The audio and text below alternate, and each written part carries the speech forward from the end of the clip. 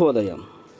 Global బెతేనియా Calvary ministry తరపున ఈ మాసం యొక్క మొట్టమొదటి దినంలో మరొకసారి మీ అందరితో కూడా కలుసుకుని దేవుని యొక్క పరిశుద్ధమైన మాటలు ధ్యానించటకును దేవుడు నాకు ఇచ్చిన మధురమైన అవకాశమును బట్టి దేవునికి ప్రత్యేకమైన వందనాలు తెలియజేసుకుంటున్నాను.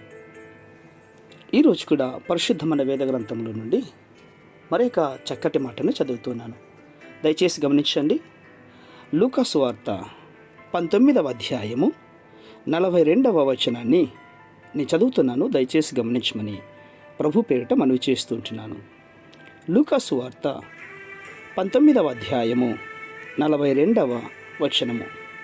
నీవును ఈ దినమందైనను సమాధాన సంబంధమైన సంగతులను తెలుసుకొనుని ఎడల నీకెంతో మేలు, కానీ ఇప్పుడవి నీ కన్నులకు మరుగు చేయబడి ఉన్నవి. దేవునికి మహిమ కలుగునుగాక.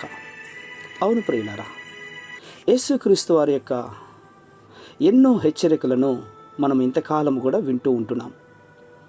యెరూషలేము యొక్క పట్టణానికి రాబో నాశనమును గురించి ఆయన ఎంతగా హెచ్చరించినా కూడా ఎవరూ పట్టించుకోకుండా నిర్విరామముగా ఆయన చెప్పినటువంటి యొక్క మాటలను వారు పెడిచెవిన పెట్టారు. చెవిటి పాము వలె వాళ్ళు కాలమును గడుపుతూ ఉంటున్నారు ప్రియులారా. అవును, క్రీస్తు యెరూషలేమును సమీపించుకున్నప్పుడు దానిని విషయం చూచి ఆయన ఏడ్చాడు. ప్రియ సహోదర సహోదరులారా, ఈరోజు ఆయన కన్నులు నిన్ను నన్ను మనందరినీ కూడా చూస్తూ ఉంటున్నాయి. ఆయన ఎంతగానో పరితపిస్తూ ఉంటున్నాడు. మనందరి విషయంలో ఆయన ఒక ప్రత్యేకమైనటువంటి ప్రణాళికలు కలిగి తనకు తానుగా శిలువ మరణానికి అప్పగించుకోవడానికి సిద్ధపడుతూ ఉన్నాడు ప్రియులారా. అవును, ప్రతిరోజు కూడా ప్రభువారు మనకు దయతో అనుగ్రహిస్తున్నటువంటి కృపా గడియలివి. నిత్యము ఆయన గురించే మనము ఆలోచన చేయాలి. ఆలోచించాల్సినటువంటి గడియల్లో మనం జీవిస్తుంటున్నాం. ప్రతి క్షణము కూడా క్రీస్తులో మనము రూపాంతరం చెందుకోవడానికి ప్రయాసపడాలి ప్రియులారా.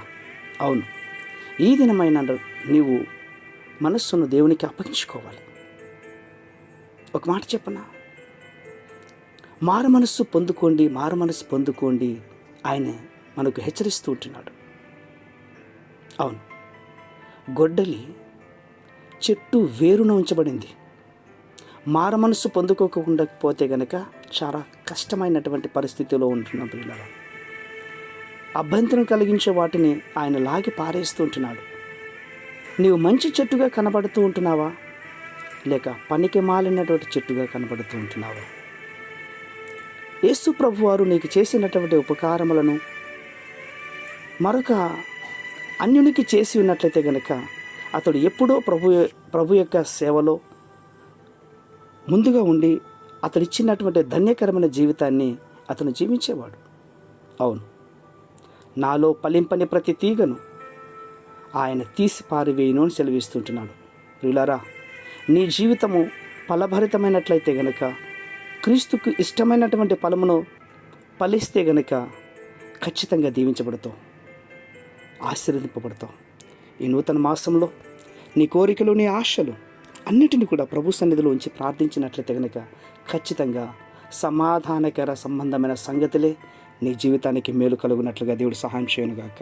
పరిశుద్ధమైన మా ప్రియ పరలోకపు తండ్రి, ధ్యానించినటువంటి మాటలు వింటున్న ప్రతి వారికి వారి జీవితములలో నీరు కట్టి ఫలింపు చేటుకును ఫలభరితమైన జీవితాన్ని జీవించినట్లుగా మీరు సహాయం చేస్తున్నందుకే స్తోత్రాలు అర్పించుకుంటూ చిన్న ప్రార్థనను మా రక్షకుడిని యేసయ్య నంబర్ అడిగి వేడుకుని పొందుతున్నాం మా తండ్రి. ఆమేన్, ఆమేన్, ఆమేన్.